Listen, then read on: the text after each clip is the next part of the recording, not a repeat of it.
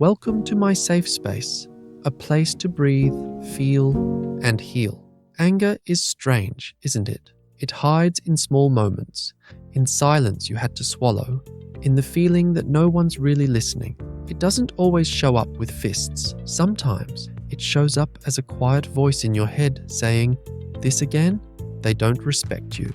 How long would you continue to look weak? And when it finally explodes, it doesn't just wreck the moment. It wrecks relationships, trust, and sometimes it wrecks the version of you people thought they knew. What happens when you don't mean to lose it, but you do? And worse, what happens after? Benjamin was a social introvert. You'd meet him once and think, cool guy. No stress, no drama. He was easy to be around.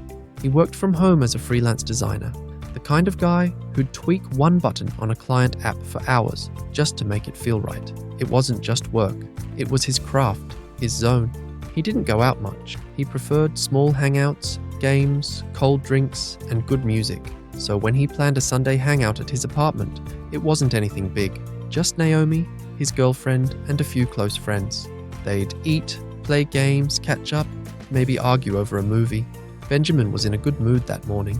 He cleaned the apartment, made sure his workstation was off limits. Before people arrived, he had one last thing to do. Final touches on a design project. His biggest freelance gig yet. 2 months of work, the final file was due Monday morning. He'd saved them already, but he hadn't exported yet. He figured, after the party. Naomi handled the food. Francis, one of their friends, came early with his usual energy. He was the jokester of the group, loud, always trying to liven the mood. Guy, Francis grinned, holding up a flash drive.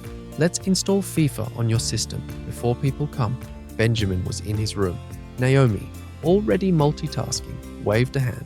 Yeah, just ask Benjamin first. But Francis, he never waited for instruction. The party kicked off. People arrived with drinks and banter. The speaker buzzed with Afro beats. Naomi served food, and in the middle of it all, Benjamin walked out of his room and froze. There was his laptop on the table, controllers plugged in, FIFA running. At first, he just blinked. Wait, what's going on?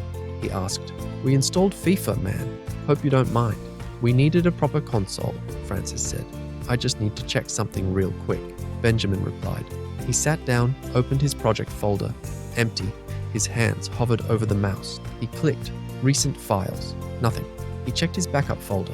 Gone. He opened the recycle bin. Completely empty. The smile dropped from his face. Panic started to rise. He tried another folder, then another. His heart started racing. He looked up slowly. Who exactly used my laptop? Francis raised a brow. Relax, bro.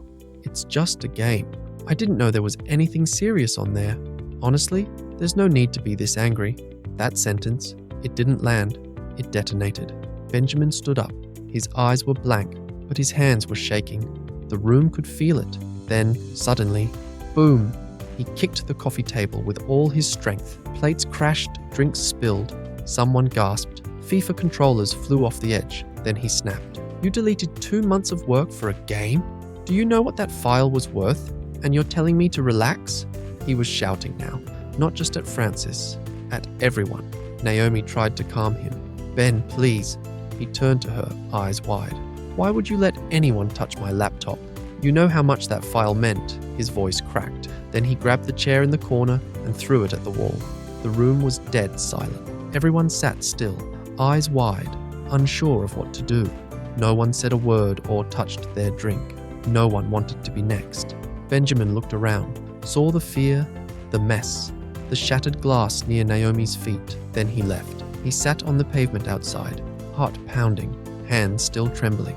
That's when the guilt came. Then pride, then confusion. They disrespected you. You were right to be mad. But why does it feel so ugly now? He stayed there a long time, until Naomi came outside and sat beside him. She stayed quiet at first, then looked at him and said, quietly, "You scared everyone, even me." The next day, his cousin came. "Bro, I love you, but this isn't normal. You need help. Try anger management." Benjamin shook his head. "I don't need therapy. I'm not unstable." I was angry because I was right, but days passed. Naomi stopped sharing his bed. Friends went silent. Naomi kept nudging him to go to therapy. Eventually, he went, sitting at the back, arms crossed. 2 months in, he was different, breathing before reacting, pausing before speaking. still learning, but now he knew. You don't have to shout to be heard. You don't have to break things to feel seen. You can be strong without storming out. Here are 5 lessons Benjamin learned in anger management class. 1. You're allowed to feel everything, but you're responsible for what you do with it. Benjamin used to think that because his anger was justified, anything that followed was fair game. But anger isn't a free pass. Yes, he had every reason to feel what he felt, but the broken glass, the fear in Naomi's eyes, the silence that followed, those were his choices. He realized that being right never gave him the right to destroy the room. 2. The loudest anger often comes from the quietest pain. It wasn't just about the deleted file. It was what the file represented. His effort, his boundaries, his worth. Benjamin had swallowed disrespect so many times, laughed things off, stayed silent to keep the peace. Until one day, it all boiled over. His therapist said, unspoken pain doesn't disappear. It just builds weight. And in that moment, he understood. He wasn't just mad. He was tired of feeling unseen. 3. Control isn't silence. It's choosing your next move with care. At first, Benjamin thought not reacting meant bottling things up. But it wasn't about suppression. It was about timing. Now, when something triggers him, he doesn't go quiet and pretend it's fine. He breathes. He pauses. He waits for the wave to calm before speaking. Because when he's calm, people don't just hear him, they actually listen. 4. Anger can burn bridges, or it can light a path. Benjamin learned this the hard way. If you let anger drive, it crashes into the people you love. But if you hold it gently, if you use it to set better boundaries, to stand up for yourself with decency, it becomes fuel, not fire. 5. Healing doesn't mean you'll never get triggered. It means your triggers don't own you. There are still moments. Naomi forgets to close the tab on his laptop. Francis cracks a reckless joke. His chest tightens. That familiar feeling rises. But now, he knows it's a signal, not a command. He checks in with himself. And most importantly, he chooses. That was the biggest shift of all. His emotions used to run him. Now, he responds. With awareness, with care. That changed his life. If you've ever watched yourself become someone you didn't recognize, maybe it's time to learn another way. Because healing doesn't happen in isolation. It happens in quiet choices and safe spaces. And if you're still learning how to hold your anger without letting it hold you, we're in this together. This is your safe space, a place where your emotions are valid and your growth is welcome. Like, subscribe, and comment peace, just to know if you made it this far. Let's grow together. Thanks for watching.